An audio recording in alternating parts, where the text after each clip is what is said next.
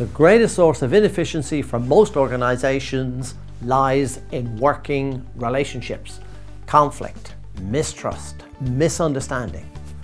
75% of people leave jobs because of relationship issues, and most of these are with their immediate supervisor. A typical manager will spend up to 25 to 30% of his or her day to unnecessary conflict. The average employee spends up to 12 days a year off focus, gossiping, arguing, criticizing, moaning, and we could go on and on. In an organisation of 100 people, the financial cost of tolerating this inefficiency will be in the region of £275,000. Now for 1,000 people, the figure is going to be £2.75 million. Imagine adding that to your bottom line without asking your people to work longer or harder. And if you're a not-for-profit business, imagine the extra capability these efficiency savings will bring.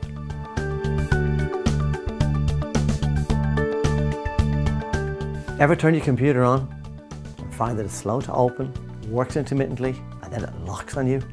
What does that do to your productivity? If your employees, if they're slow to get going, work intermittently, or have relationship breakdown, what is that doing to your organization's inefficiency? The cost of having disengaged staff is huge. Let's imagine that you have over here your unhappy, disengaged, unproductive staff. And on this side, you got your happy, engaged, productive staff. What an even better place to work allows you to do is to work out where on this continuum your people are. And more significantly, it gives you solutions, ways forward, self-managed solutions, which help your people to come all over here into this highly more productive area.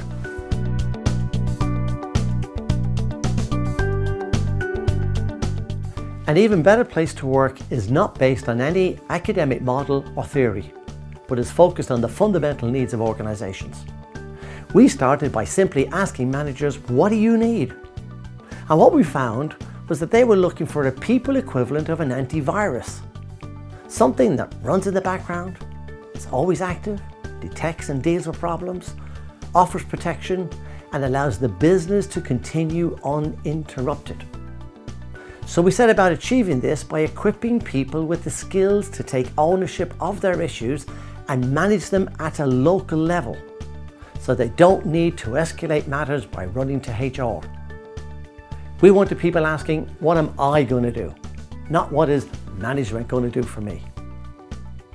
So we sought to create something that was systemized, something that would become part of the DNA of the organization, something that will be driven by individuals, not HR or management, something that did not eat into time or distract from the day job, something that could be measured and invariably makes a difference to the organization's bottom line. And so we developed an even better place to work. Not over a weekend, but over a 10-year period, trialing, modifying it until it met all of these criteria.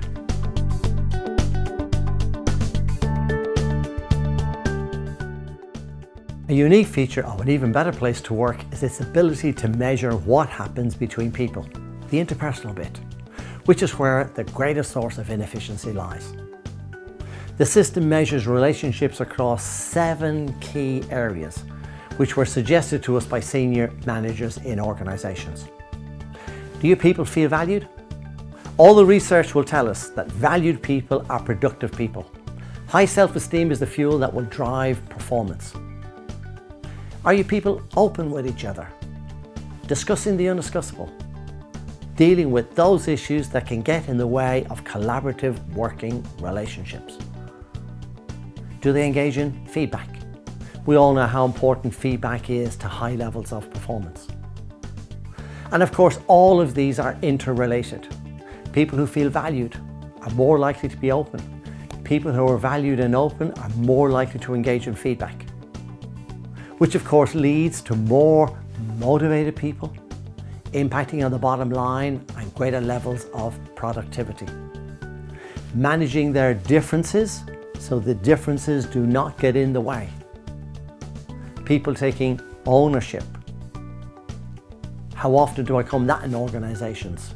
How do I engage my staff? How do I get them taking ownership for their issues? And minimal dysfunctional conflict. So organisations are not losing time to unnecessary conflict, argument and misunderstanding. Now these indicators are monitored and progress tracked regularly. In the same way as you go to your doctor not to be told that you're unwell, but how to get better. An Even Better Place to Work provides you with the measure and the solutions how to get better. It's 5% diagnostic, 95% solution.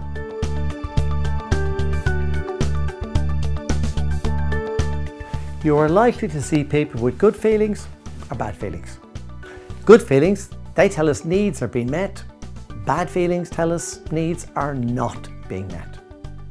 Now a bad feeling is a bit like the red light on the dashboard of your car. It tells you something is wrong with the engine. Ignore it and you can expect a crisis down the road. People problems, if they're ignored, do they go away? No, they get bigger. If no one connects with the bad feeling, what happens? It becomes a moan.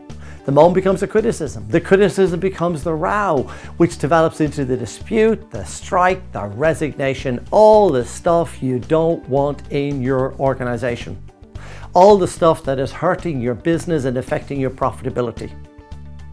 The tragedy is none of all of this needs to be happening. It is taking a more dramatic form because no one connects with the need. Now, An Even Better Place to Work operates back here.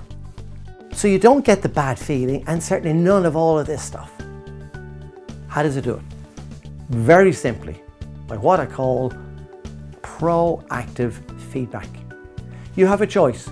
You can be proactive and invite feedback, thus preventing people problems, or you can wait for the feedback of the slam door, the blazing row, the resignation, all of which you will have to react to.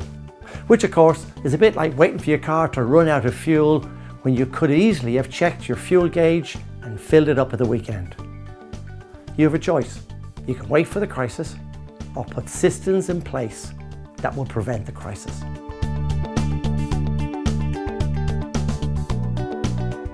We are still talking about the same people problems we had 30 years ago. Whatever we've been doing, it just hasn't worked. There is a need for a new approach. One that is transformational, not informational. One that transforms rather than informs. To solve people problems, many organizations go down the training route. Now, those of us involved in training know the transfer of knowledge to behavior is minimal. It's a bit like an open fire. Most of the heat goes up the chimney, very little into the room. If I want to go to London, I don't need to know the theory of the internal combustion engine. I need a car, because I can drive a car without knowing the theory of the internal combustion engine. We may not need to know Maslow's theory of needs, but we do need to understand each other's needs and be able to explore ways our needs can be met as fully as possible. An even better place to work, it's the car. You can rent it. It will take you wherever you want to go, and when you arrive, just hand the keys back. Better Place to Work is the how-to, not the theory. It gives you the tools to lead, not the theory of leadership. It doesn't just talk about openness, trust, collaboration, but it creates those realities.